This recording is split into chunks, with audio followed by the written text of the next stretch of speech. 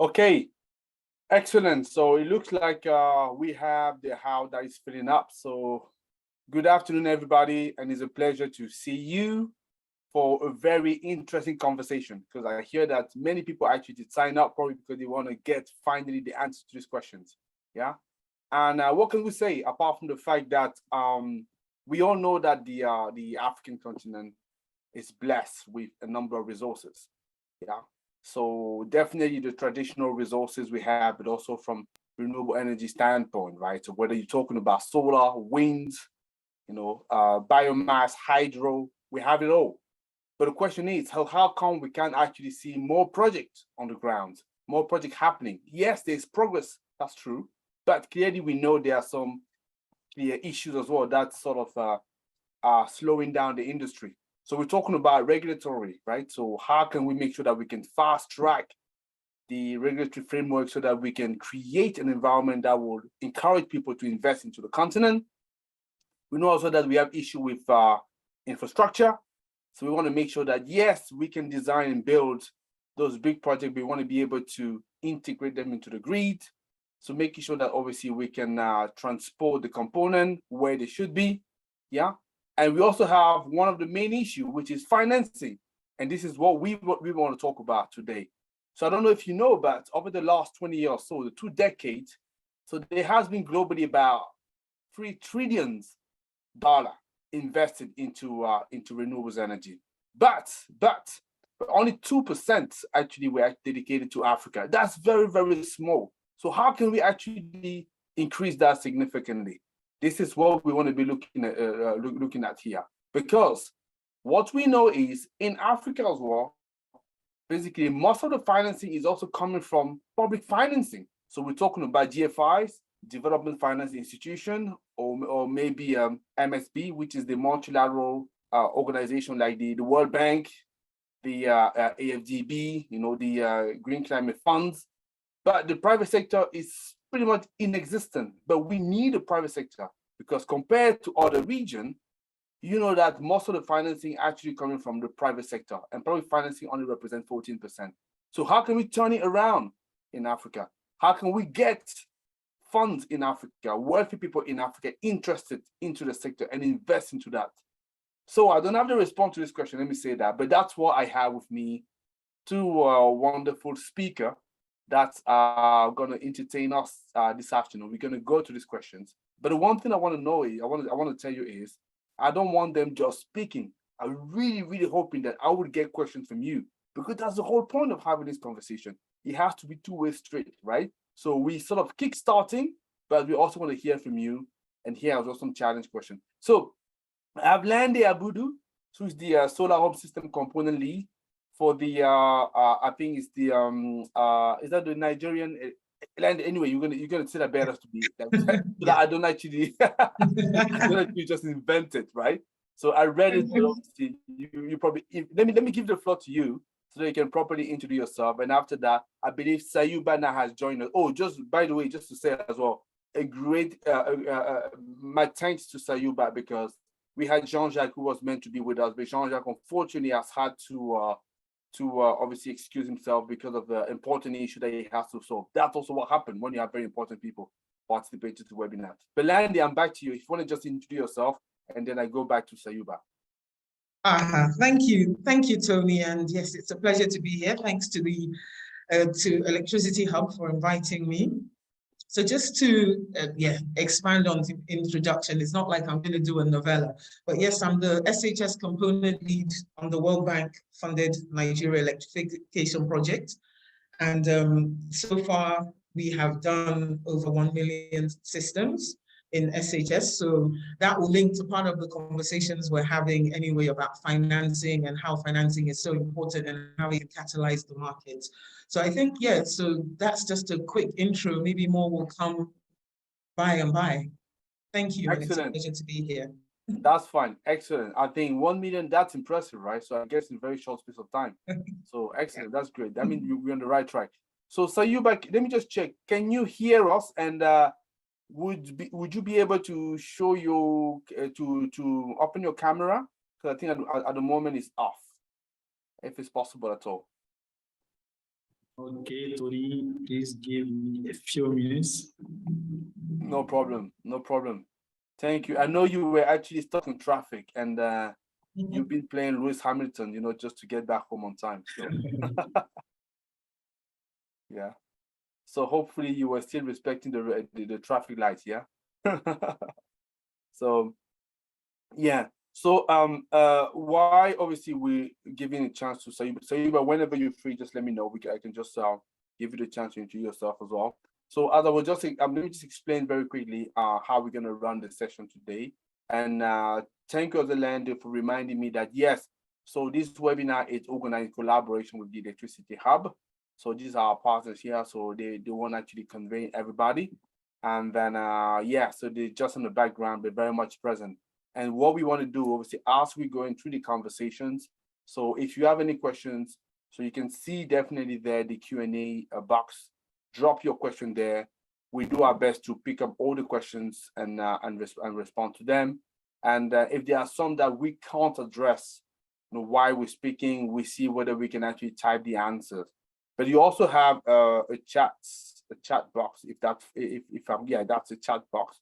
So this is where you can just have some general comments regarding the topic, and you can feel free to introduce yourself, tell us where you're coming from, and then just participating into the conversation and telling us what you think. So yeah, how can we really unlock that local investment, and in order to pour that into the sector so that we can see more projects happening. So I really would like to find out from you.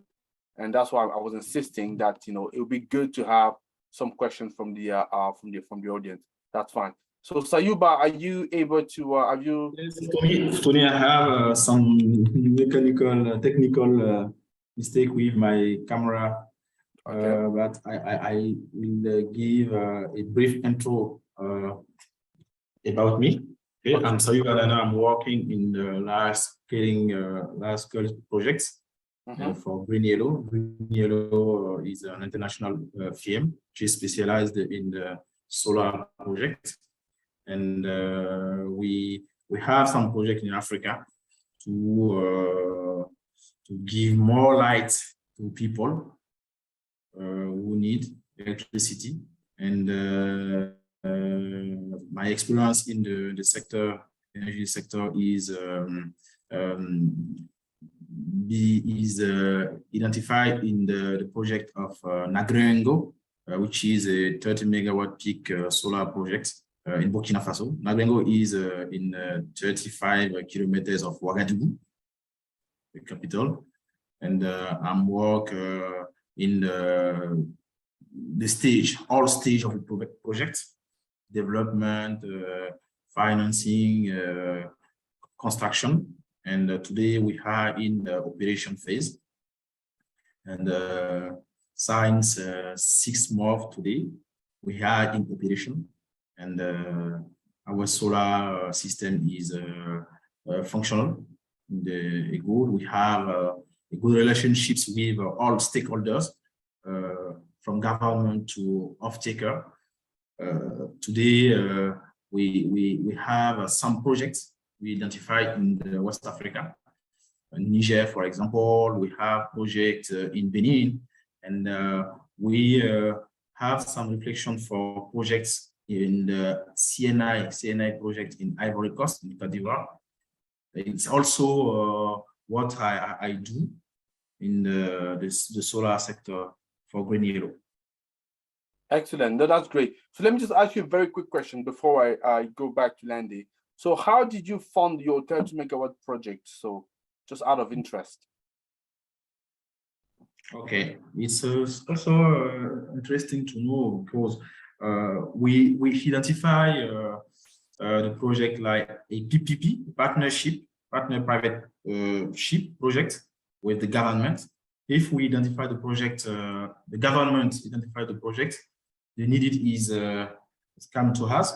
When the needed is come to us, we identify a DFI like FMO. FMO is a Netherlands DFI. FMO finance the project globally. We have a part of equity which is collected by the sponsor. The sponsor first Green Yellow and a local SME. We participate in the total cost of the project. That's definitely good to know. And I know that you're developing some more projects there. That's excellent. So let me come back to you, Landy. Like I say, that's a key question that we look today is how can we really leverage investment, local money to fund and to develop renewable energy project. And I just wanted to come back to you because I know you have a great experience of the sector in Nigeria, but also in surrounding countries.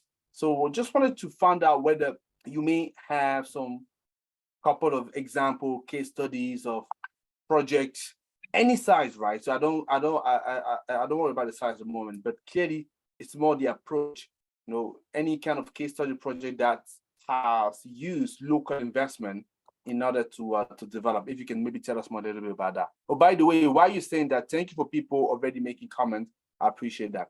Yeah, Landy. Okay, so it's a good question. And the reason we're having this conversation is because there are very few, locally funded projects of that size. So what I can say is we are getting there, and it has to be bit by bit. So the ones that have been funded by commercial banks here, they're very few. They're not the largest projects, so that needs to be scaled up. So that's why part of what we do is obviously trying to, through the government, trying to fund and catalyze the market so that we can attract more funding as a country. The ultimate aim is we galvanize the market and then attract more funding. And it's almost like, okay, yes, Nigeria can stand alone. So we're getting there. And, I can give you some of the wins already. So first of all, the World Bank was funding the Nigeria electrification project for $350 million. So, partway through, the AFDB, the Africa Development Bank, then came with counterpart funding of $250 million.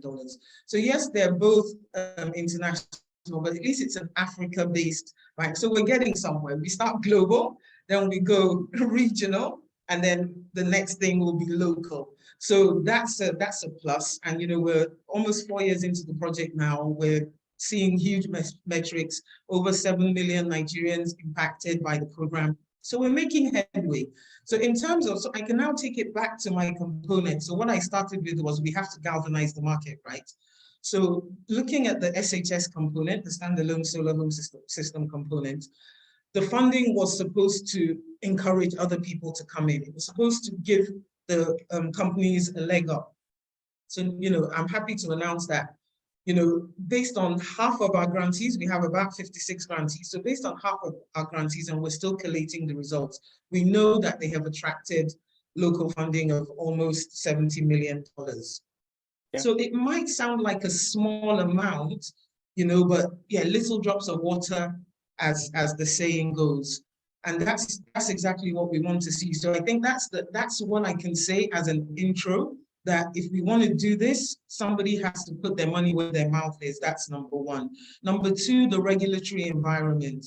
So, the good news is that investment into the energy transition has actually increased globally. I believe from the World Bank report, it's around, 1.2 trillion that's been, that's gone into the energy transition. And Nigeria has been a huge beneficiary of that and is largely driving that based on especially based on the Nigeria electrification project. So a couple of things have to go hand in hand, the enabling environment, and then how to actually jumpstart the process and watch it scale. Okay, and just when you were talking about the 66 grantees that you've had there, so yeah. Basically, when you're receiving the money from the World Bank and you're having organizations like the AFDB, coming up, and I guess as well some maybe local bank as well joining.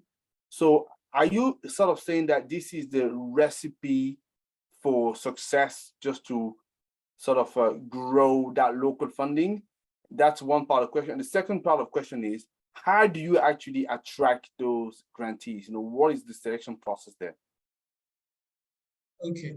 Okay, so to answer the first one, yes, I'd say that's some part of the magic formula. As I said, you have to kickstart the process. So in an ideal world, there'll be some pool of funds waiting and we'll just say, yes, local guys, here's the money to the banks and it works.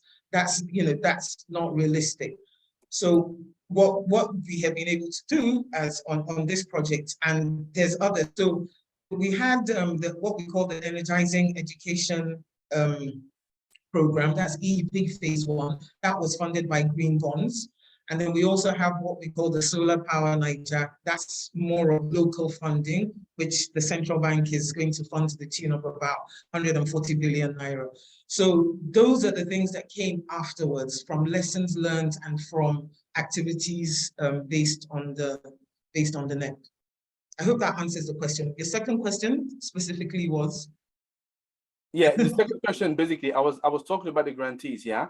So just to, okay. Yeah. Aha, yes. To go back to the grantees, so we have criteria that they come onto the program with, and these metrics are looking at their go-to-market strategy, their forecasts, their track record, their regulatory compliance, etc., and very importantly, and I hope we do get to talk about this at some point, inclusion, social and gender inclusion. Okay. So we have that embedded in the grant process. So for you to qualify, you have to have specific metrics for inclusion, which is very important when we're talking about funding and being very, very proactive about where the money goes, how it impacts, and how it can scale. Okay, excellent. I think that sort of definitely makes sense there. So Sayuba, I think you rejoined. I think you had a little bit of an issue there, but I can see you rejoined. Hopefully you can hear me. So I was interested just to hear from you, the project that you developed, for example. So if you can talk us through that, because I remember we talked previously and we talked about that it actually started with that local developer who sort of create the opportunity and attracting a big player, which is actually green yellow.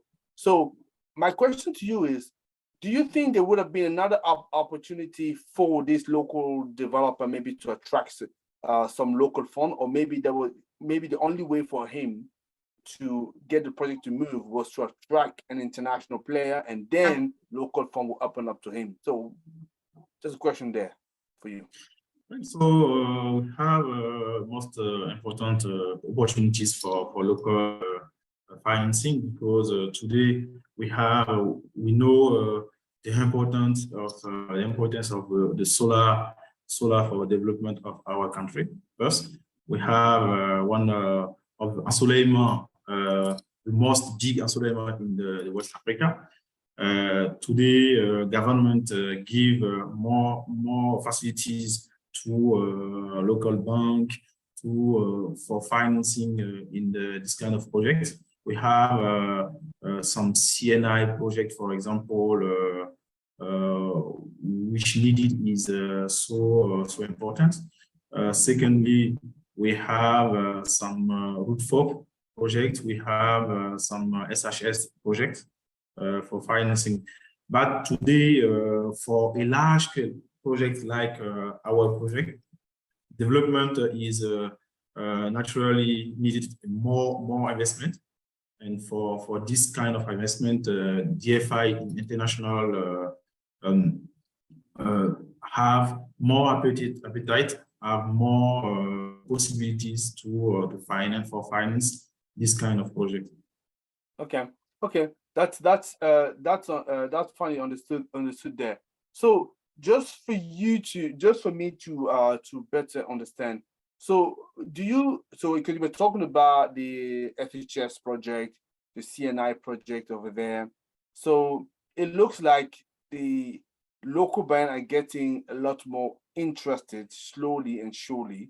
But I remember one of the issues that were actually highlighted was the fact that there is a cost of financing, which is extremely high, right? When you look at those local sources, that's why most of them are looking outside overseas.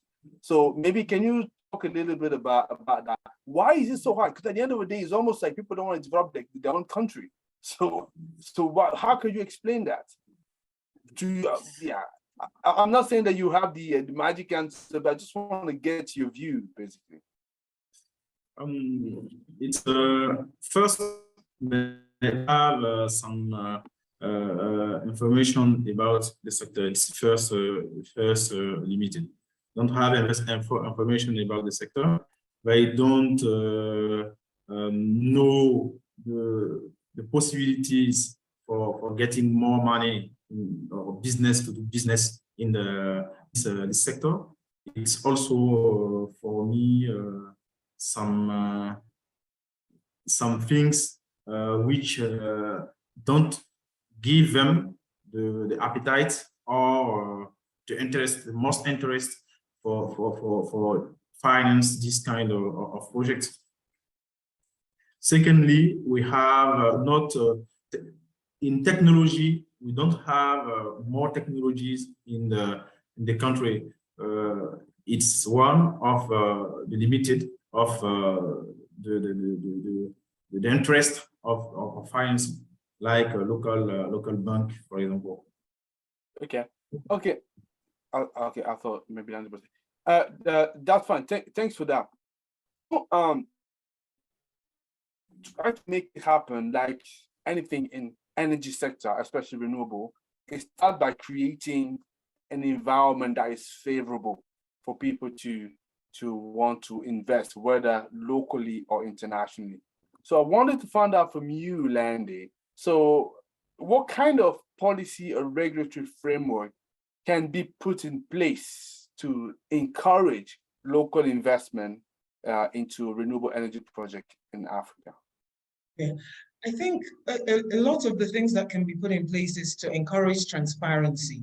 So regardless of our passion for renewable energy, regardless of us wanting to meet the SDG 7 goals and all the rest of it, everything is a business at the end of the day. You know, there has to be returns, even if it's social investment, but there has to be returns of some sort.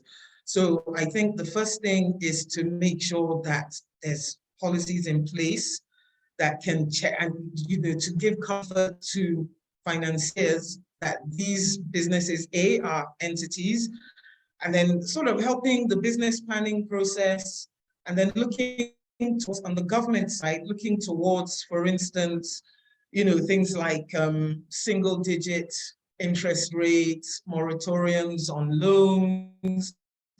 I mean, I'm just saying different things, pulling them out of the hat. Some might not be realistic for some environments, some will be, but these are the things that can that can help and give comfort. Basically, yeah, looking at various innovative options to de-risk, you know, the sector.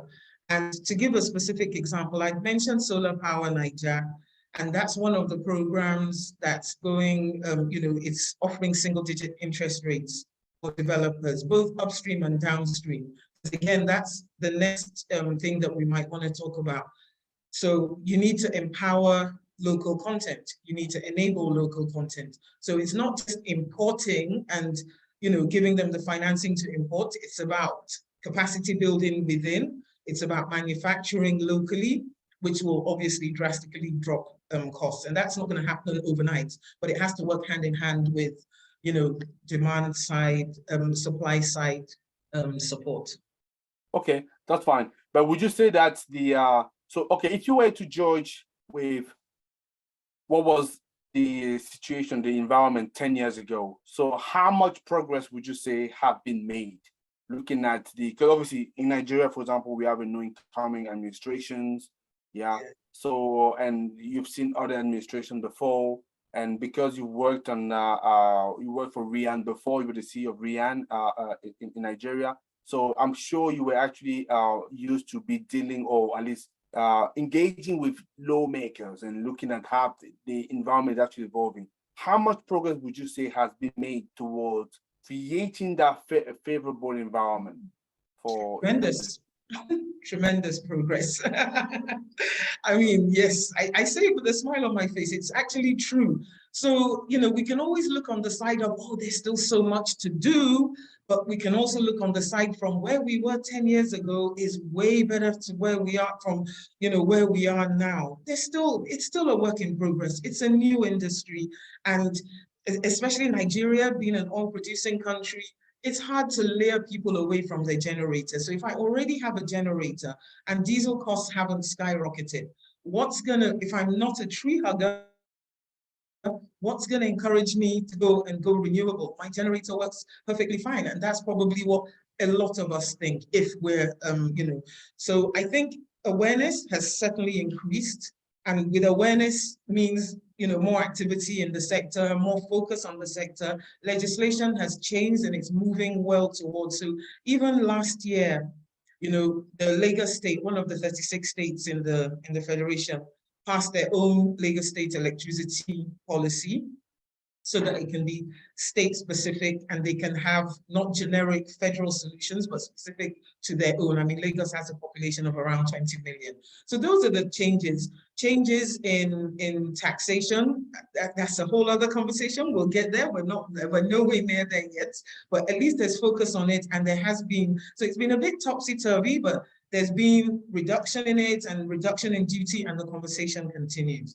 The electricity, so the renewable energy bill that had started, a conversation started around that, because there wasn't a bill specifically for the sector. So that's now being, in a way, subsumed in the Electricity Act, but that's what actually made that start. It's like, what is there in this bill that speaks to renewable energy, the growth, the future, how we see it plugging into Nigeria's energy access needs? So I'd say yes, mostly positive. Excellent. So just a short follow-up question before I move to Sayuba, because a very specific question for him. Yeah. So how has it translated into that project on the ground? Basically, a project on the ground that you've seen in relation to that program that you're mentioning. So what would be the contribution of local investment? Would you say just it's a guesstimate from your side, right? Yeah. I'm not assuming that you will have the actual figure, because maybe that's a research that may be done. But it would be good as well for us, obviously, to track that, right? To see that 10 years from now. So I'd like to find out where we are at the moment. Is it just 5% still on local investment contribution? So if it's 5%, how do we make that 5% into 80% maybe in 10 years time? So where are we roughly, would you say? For me, the mix of the local investment and the international investment is also important for me. Yeah. Well, yeah, no, that's fine. It's definitely important, but I'm not assuming that. I'm not saying that we should only have 100% local investment everywhere. No country does it, by the way. But there needs to be, because if you look at what's happening because somebody, I don't know where I heard it, but it was actually very true, saying that that was actually an interview from Aliko Dangote, who was saying that I thought was very good, say that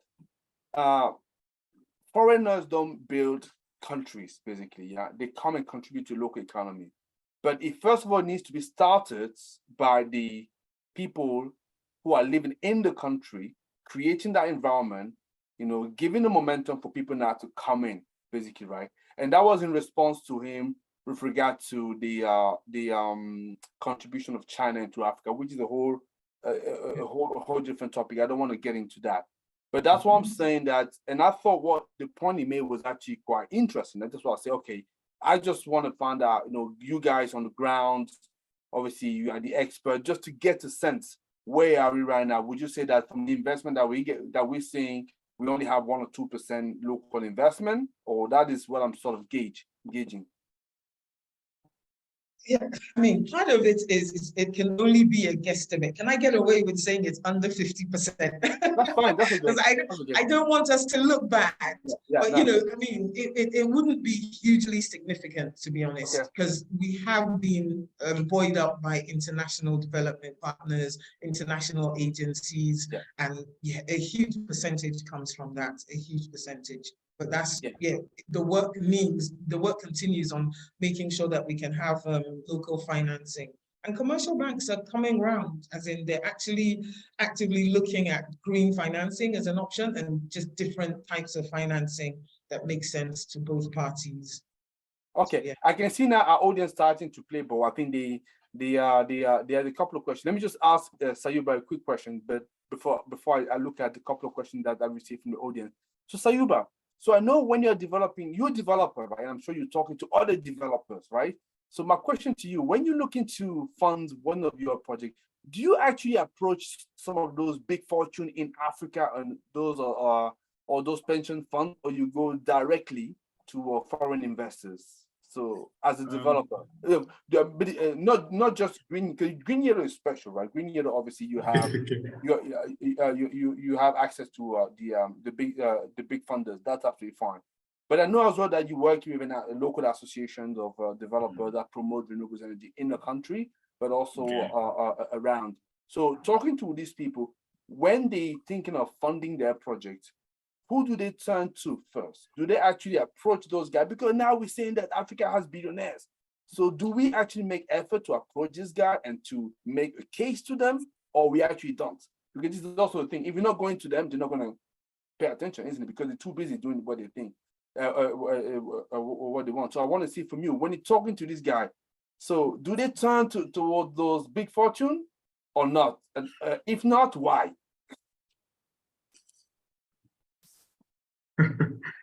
Tony, for me, it's also first because when you have in your environment, local environment, it's for me important to go to local banks first to give to present your project and present your needed investment. When you have some you don't have the possibilities to take more to have more finance for your project, it's also the time to go in the next stage. The next stage today is go to the market. We have some fund which give support to startup, for example, in the solar project. It's the stage, the step for me. They want will to expect to do to have first before have the financing. You have the whole vision of the sector, the finance sector, and the limit, the barriers of the finance possibilities in your country and above. No. Okay, thanks for that. So let me go to because I think there's some question here, and I promised to the audience that I would definitely want to ask them, get them to participate. Let me just say a quick reminder that please, guys watching us, so it'd be better for us if you use the Q&A box, right, to drop your question. It makes it easier. Otherwise, what we have to do is go to the chat and find out where the question there. So that if you can do that for us, that'd be good. So, but the first question that I have in the Q&A box, so the question is for Landy.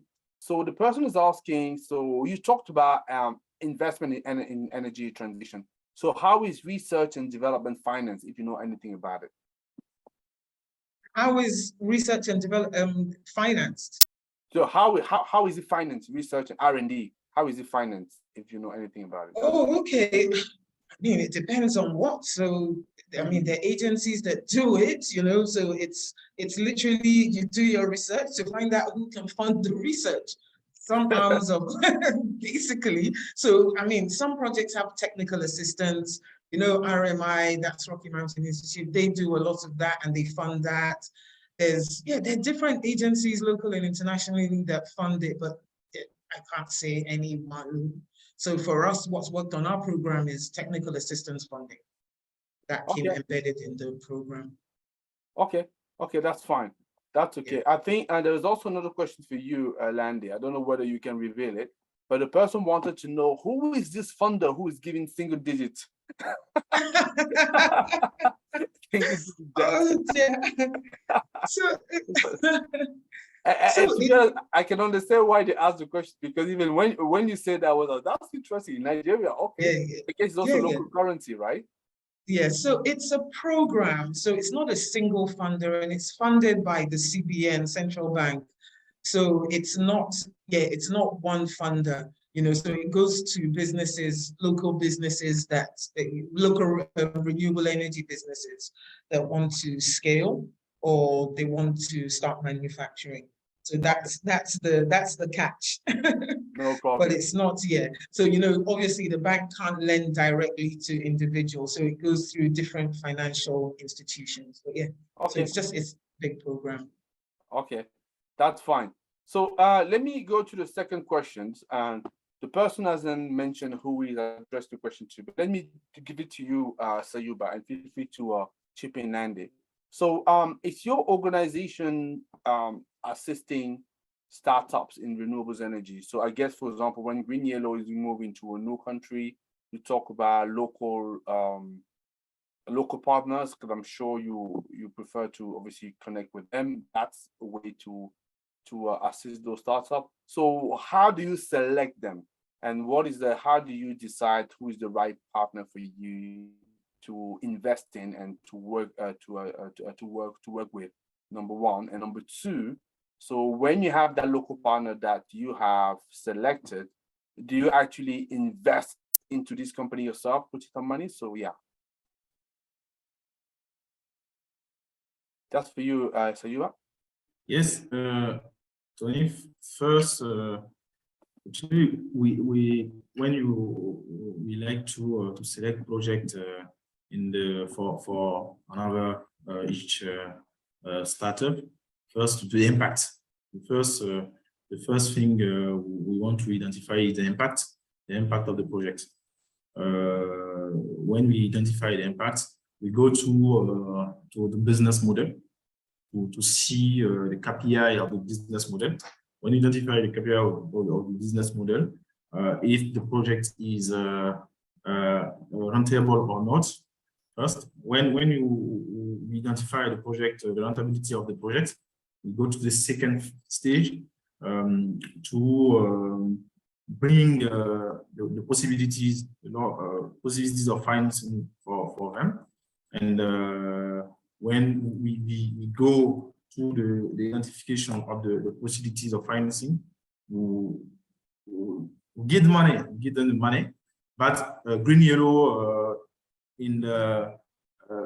don't give financing to startup. It's important to know, but we have more organizations locally in Burkina Faso which give the possibilities to startup to have finance to develop or being after developing, we have second stage to construction to the project.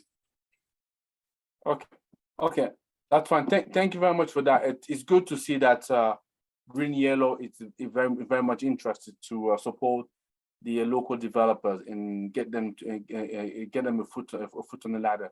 So questions for you as well, Landy. So it's a gentleman called Terence. He said that we having tremendous challenge raising equity finance for our PPP with the federal government.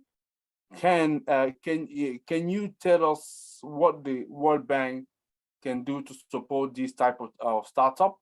And do you have the contact detail of the? Okay, people asking about for you guys wanting to have the details of both land and say, but that's something we can easily give. Oh, by the way, guys, you can simply just connect with them on LinkedIn. Yeah, so that's just as simple as that.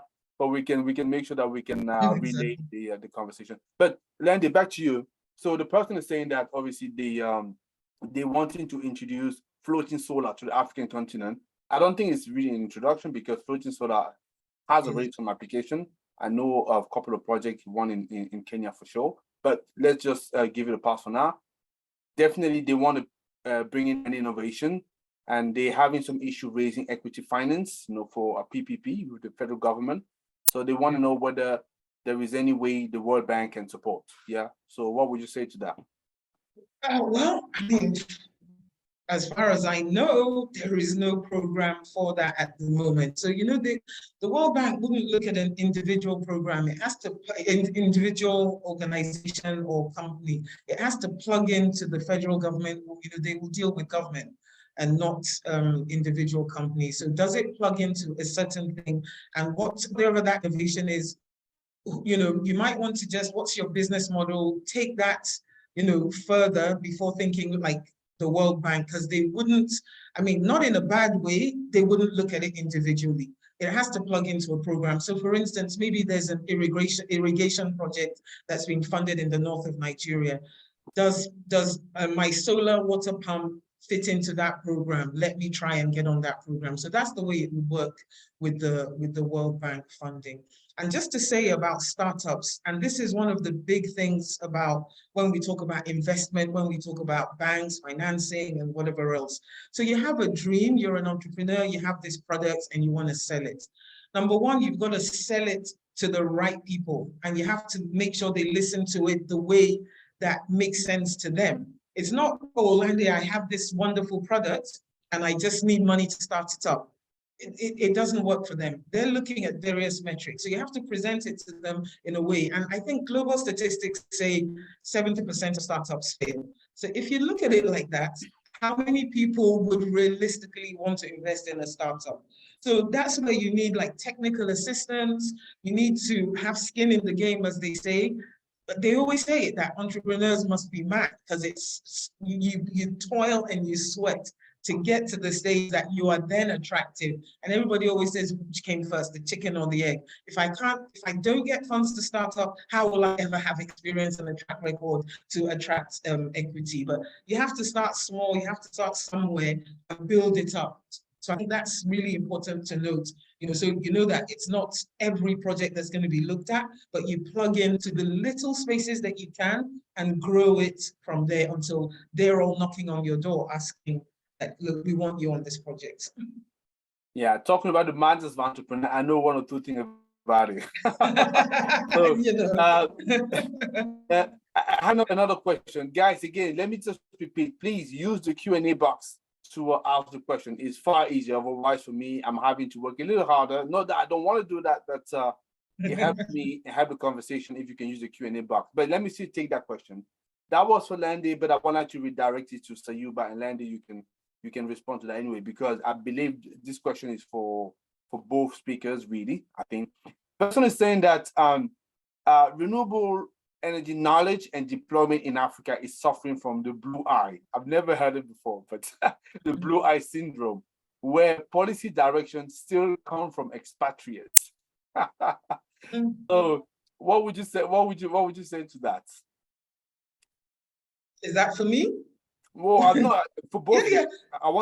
Because I think for me it's a question that is both relevant to you and then say, well, what's your opinion? Because the person said that, I think it's go ahead. It's a mindset thing. So first of all, wherever the money is tends to be where the power is. That's why we're having this conversation. How can we leverage local investments so that we can be our own masters, so to speak? But development finance, grant funding, all of that is not the enemy. It's to start a process. And obviously, if I am paying for something, it stands to reason that I will kind of direct you in the way that I would like to see it.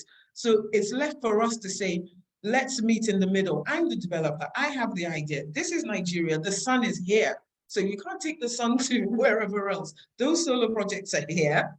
And this is what we think works in this climate. And you make your voice heard. So I think it ends up being a meet in the middle kind of thing. Yes, you want to invest, or yes, you want to provide subsidies or grants, and you think this should go a certain way. But I think, to be fair, it tends to be a mutual conversation. It's not always, look, I direct you to do X, Y, Z. I think, Yeah. What would you say to that, Sayuba? I agree with Landy. It's also today we have the blue eye in our head. It's more important to know that Africa have the possibilities, infinite possibilities in this sector. We have the opportunity to take more, to invest more in the sector, or develop our country and our continent. Okay, so thanks for that. I appreciate that. I think a lot of the discussion has turned toward, obviously, what are the challenges to see local investment happening really in the continent in Africa. I want to shift the conversation a little bit, right? To see, okay, let's look at it from the positive angle. What can we do to fast track it? Basically, what if you have like two or three ideas that you can expose here, or three priorities So I'd like to hear from you. I mean, maybe want to start with you, Sayuba. Like I say, you are a very bright guy. So you were the recipient of the leadership awards, you know, for is that power and power elite, and what is again? I think I forgot what that award was again. It was given to you last year, end of last year. So okay, you were a bright guy, yeah. So I'm sure you have one or two ideas. So according to you, what can be done to really encourage that local investment? You know, you are in the sector. You, like you say, you build a project pretty much, you know, from start to finish, you know, conception all the way to the operation. So you understand all of it. So you've seen all of it. You know what are the ins and outs.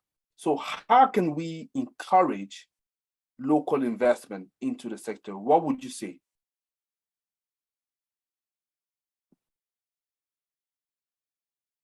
You're muted, Sayuba. First, we have to improve policies and regulation first. After that, we have the possibilities, and secondly, to give more training for entrepreneurs, promoters, and developers who have more knowledge in business model innovation with the private sector. And thirdly, we have the possibilities to give more training in the financing scale up. Okay. So basically, you're saying that you want to look at the policy, you want to look at finance, and you want to definitely train in entrepreneurs so that they're able to. And that is an important point, because a lot of people, usually people say that, and I've heard it many times, and I can confirm it. There isn't a shortage of money. There's a shortage of good projects that can attract money. Basically, that's why you say the preparation part. It's important. Okay, I think I take it up. So what can be added to that landing? So how can we fast track it so people can leave here thinking, okay, it's one or two ideas I believe I can exploit to make it happen? There's not much to add, really. The environment has to be the first thing. It really does have to be the first thing. So, you know, it's almost like the reason I'm here is Nigeria is almost a case study. So that continuity of government is very key. So from 1999 to now, we can say that we have been in a democracy, and that's helping things along much better than when potentially there might be a coup or there might be interruption of governments in any way. So that environment is like very, very, very crucial. It's critical to making everything work. And again, bankable projects. So it works on both sides. If you need money, you've got to to make sure that you get money because you're speaking the language of the financiers. If you need their money, you have to speak their language. So capacity building on that side is very important.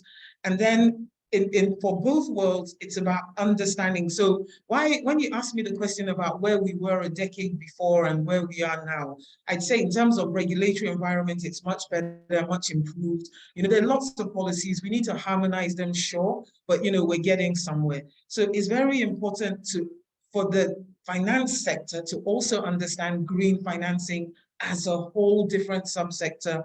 You know, commercial banking models won't work with renewable energy projects. So it's about even getting them to understand. So that's where their own innovative finance techniques will come in, because they're more in that finance world. It's not the developer that will come up with models. So there's stuff that's working, you know. On the demand side, we have Paygo Solar that's generally pushing that whole investment in the country and even in Eastern Africa and regionally. So these will come, you know, there's crowdfunding. People have crowdfunded to have a cooling solution in a health center here in Abuja. So there's lots of different things, you know, MFIs, there's various ways to look at it. So I think essentially, it's just to add to what Sayuba said, it's very important that the enabling environment is right. Okay, excellent. And can we say one of the things regarding best practices to get the community engaged and to get them as well, maybe to own some of those renewable energy projects based on what you guys have seen. So, for example, a typical example for you would be the local developer you're working with. So I'm understanding as well, he got part of the equity. That's great. So on your side, Landy, like I said, you deploy 1 million, FHS, solar home system, I believe, something like that. So I guess you wouldn't be able to do that without obviously engaging with the community. So what kind of best practices, can be shared, to get the community engaged and also to get them to own some of those projects, or at least part of those projects? It's important to have, when you want to have success in this kind of project, to have a good stakeholder management plan with the communities first. After that, when you have the possibilities to develop or to implement a CSR project for communities, it's for me the success. The secret of the success of our project in Naglengo. And when I see another project in the country, they take the same strategy like us, and they have success. It's for me this kind of things we want to do to have best success in this kind of project. Landy?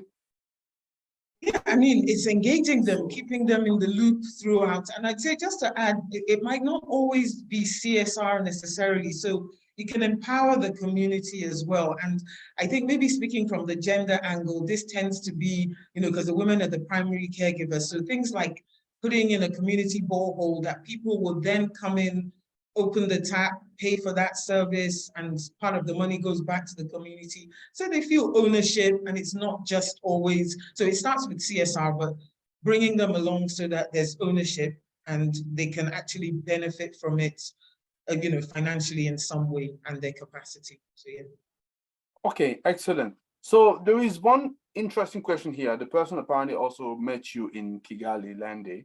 So okay. It's about investment into solar, and the person is saying that, I'm just going to summarize the question here, saying that, okay, so why we investing into big project and it's all good or great, there should be as well also a clear target looking at people at the bottom of the pyramid, which some of them I'm sure you're talking you're dealing with, Landy, because of the solar home system objective that you have.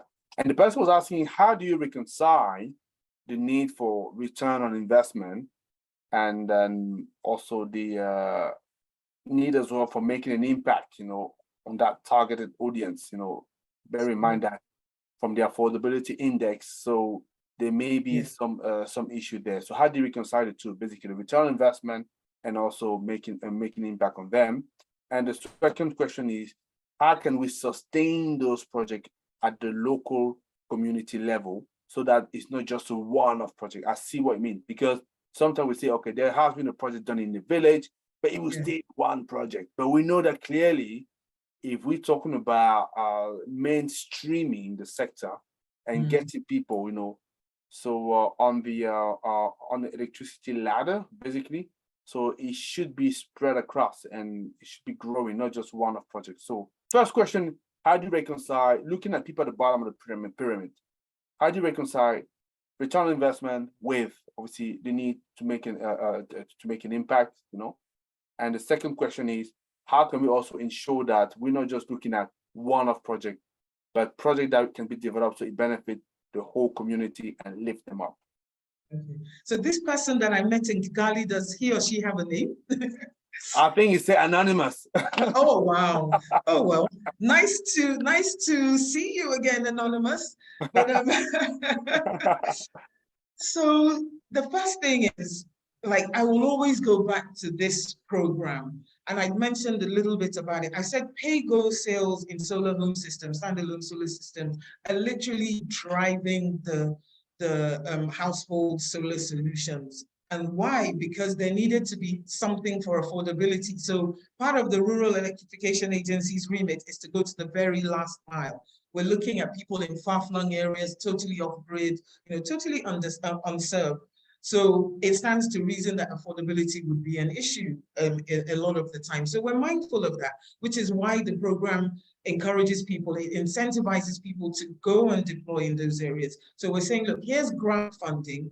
If you can bring in these systems and deploy to these people, we will incentivize you. And that's to kickstart the market and to grow it. So that's one of the ways, and on the demand side, we then introduced end user, it's sort of end user subsidy, I'd say, translated to the customer. All this is to kickstart. And this then goes to answer the second question about sustainability. It can't go on forever. Grant funding doesn't make sense to fund the thing and skew market forever and ever and ever. It's only supposed to be a leg up. And then once you start that, then, as I said, we've also seen that half of the companies, the other half is still answering the survey questions. They've been able to raise tens of millions of dollars in counterpart funding based on the fact that they're on this program. So these are the things that we like to see, so it's growing, they're scaling, and they can prefer solutions. That's okay. No, that's fine. I think we have about 4 minutes left. But let me just get one question. I think it's just a shame that this question is just coming now. But Sayuba, like I said, you're a bright guy, you're a clever guy. I'm sure you can respond to that in a couple of minutes. So summarizing again, the person is saying that normally GFIs will make funds available to local bank, right? Talk about the IFC that extended the loan $150 million to Kenya Commercial Bank. And the person is complaining that those local banks actually, on their turn, take a very rigid approach, to extend those loans to the to local player, right? They look at the credit assessment and also the collateral. Sorry, I can't say that. Looking at the collateral, basically, looking at the collateral, they're making it very hard for people basically to pass. So they can't extend that money to the player on the ground. The question is it time for actually a key player on the ground to directly with the GFI as opposed to contrast this what would you say? So if you can respond a couple of, in a minute. Sayuba? Time to encourage local these projects because, for example, we have a PPP project for 25 years. When you have 25 years projects, it's for next generation of people. For me, it's a possibility. We have the possibilities in local to make this invest. We have the possibility and so forth and so on. Okay. So I